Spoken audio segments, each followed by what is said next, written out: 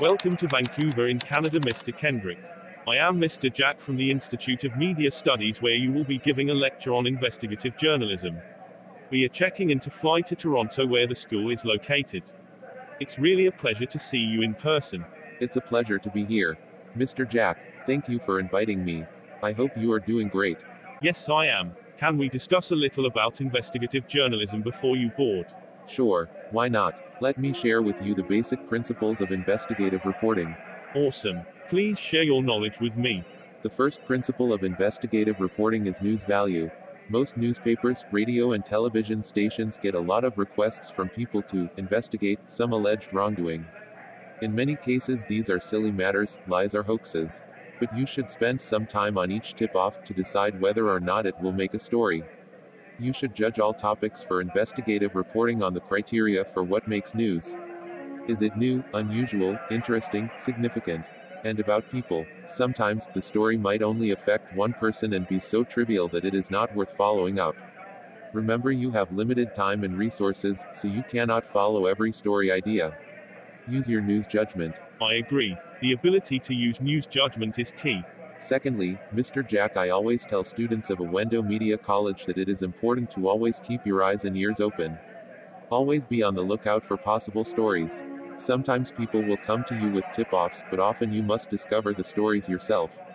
Story ideas can come from what you read or overhear, or even a sudden thought while you are brushing your teeth.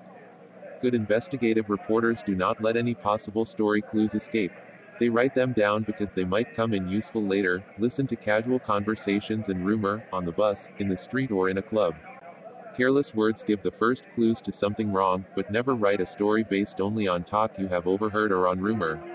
Sure, writing based on a rumor isn't advisable. I am also of the view that investigative reporters should get the facts. Because investigative reporting means digging up hidden facts, your job will not be as easy as reporting court or a public meeting. People will try to hide things from you. You must gather as many relevant facts as you can from as many people as possible. Your facts must be accurate, so always check them, and do not expect dramatic results. Real-life journalism is seldom like the stories you see in films. Most investigations need many hours of work gathering lots and lots of small details. You and your editor must realize this.